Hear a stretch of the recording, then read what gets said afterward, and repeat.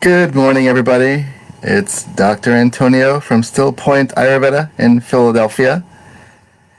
And today is part 3 of discussing fasting and detoxing and not believing the hype or fad.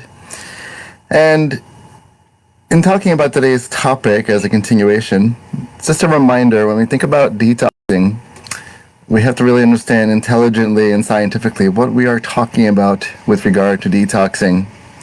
And in essence, to really understand the word detoxing, we have to remember the definition. The true definition of detoxing is an antigenic poison or venom from a plant or animal species that appears in the body at a certain level of concentration, causing a negative impact on health. And this can be observed scientifically through reports such as toxicology reports. So you would ask your primary doctor to run certain labs and determine what the level of toxicity is from that standpoint.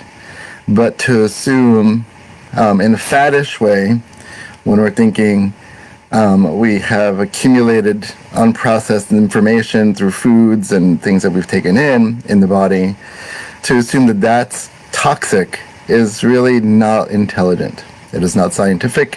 From the scientific standpoint, it really shows that there's a misunderstanding, a misrepresentation of the word toxin or toxicity, and therefore we have to really understand, what are we talking about when we want to detox? Well, when we're cleansing kind of makes more sense than detoxing, because the word detoxing really has a lot of weight to it and a lot of substantiation through blood work, which would also appear through certain symptoms in the body. So when we're thinking about toxins, we're thinking lead, mercury, arsenic, things like that. But if we're living a regular lifestyle where we don't really have high exposure to such things, we're working in any kind of factory or plants that expose us to, chemical antigens that we somehow bring into the body and it accumulates and causes negative health issues, then what you're really referring to is that there's this accumulated or unprocessed food or other types of materials in the body that require it being eradicated from the body in a proper way. So cleansing would make more sense. Sometimes we can do this through fasting. Fasting can be a reset with regard to this. So I just wanted to clarify again the understanding of detoxing when patients come to see me as a new patient, because my current patients don't really use the word detoxing to that degree anymore.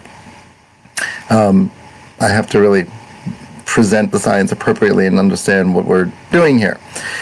And also with regard to detoxing, if a person is actually toxic, then there's a lot of other important things that have to be done. Panchakarma is something that is highly recommended depending on the person, but it has to be evaluated case by case. And in general, when a person is coming in with a sense of depletion, we have to understand and carefully monitor and supervise and guide the individual through the process of getting their body to a place of building up again versus depletion. In some cases, when a person is depleted, to detox is contraindicated. It will actually further advance whatever the current situation is and actually make it worse. So you have to know when you're doing it, why you're doing it, who's doing it, things like that. With regard to fasting, we have to understand that, let's look at it in the context of Western system. The ectomorph, the mesomorph, the endomorph, body types.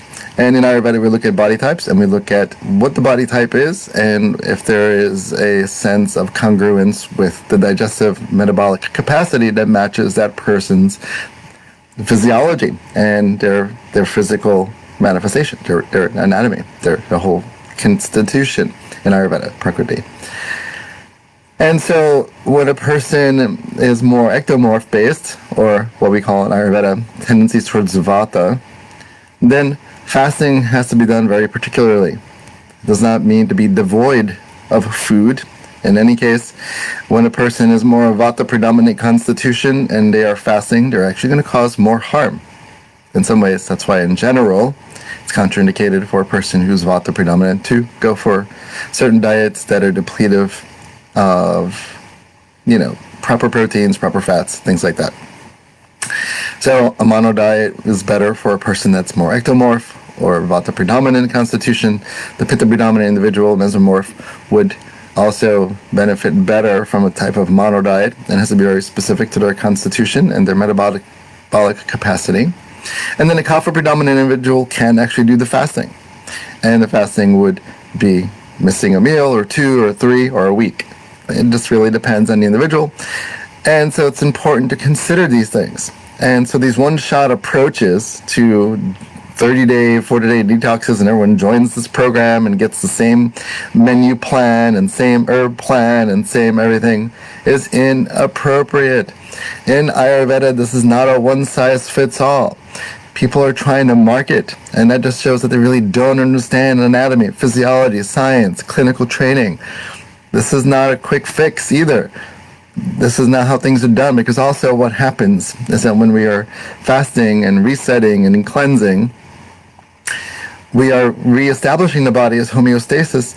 That doesn't mean you can go back, especially right away, to eating crappy foods that cause you to have to cleanse and fast to begin with.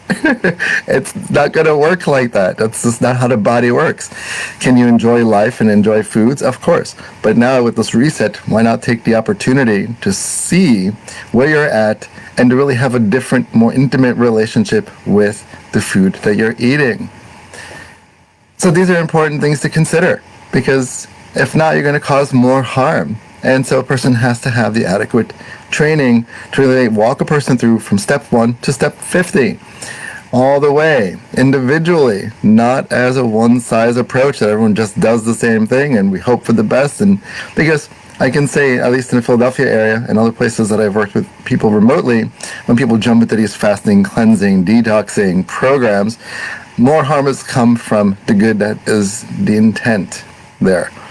And we have to really understand why. And because one-shot approaches, fad approaches, quick fixes do not work. So this is food for thought, because food is medicine when used properly, and it can be poisonous when practiced improperly, and requires proper understanding, and which really means understanding who you are as an individual, what your intention is, and what needs to be done in order to get you to that degree.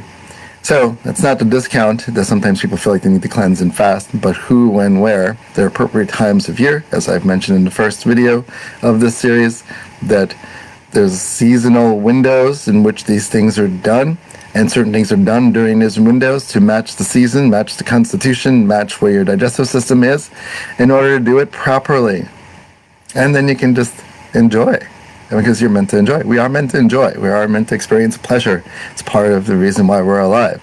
And when we're not feeling good, when we're feeling some sense of ill health or disequilibrium, then it's because we are now no longer in alignment with life, which consists of nature, and we are part of nature. So when we're astray from nature, when we're staying up when we should be sleeping, and drinking when we should be eating, and all these things, when we're doing things that are counterintuitive, counterintelligence, then of course things are going to accumulate.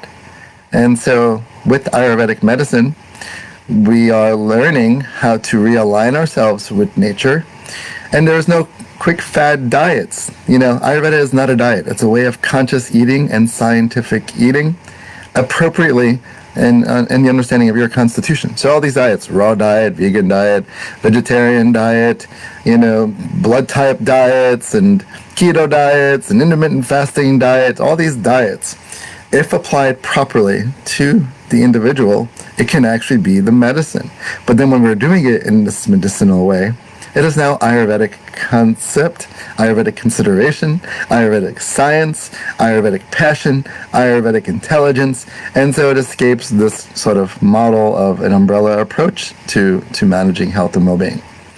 So hopefully this kind of gives you stuff to think about with regard to detoxing and fasting. We're still kind of in that window when we can do this, and also even if it's not the window anymore, if certain things need to be accomplished through fasting and cleansing and things like this, then with the appropriate supervision and guidance and protocols in place, you can achieve the end result of obtaining better health by really working through the body and getting it to a better place. So I will be back next Monday And I hope you're all doing well, and happy Monday. And just remember that I am doing yoga classes on Tuesday mornings and Friday mornings, Eastern Time, 8 o'clock. And it's an Ayurvedic integration. And everyone's loving the classes, which is great. I love teaching the classes. And I am always open to working with patients remotely and through telehealth and in person, obviously being mindful of COVID and things like that. So I look forward to being of service, and happy health, happy eating, happy day.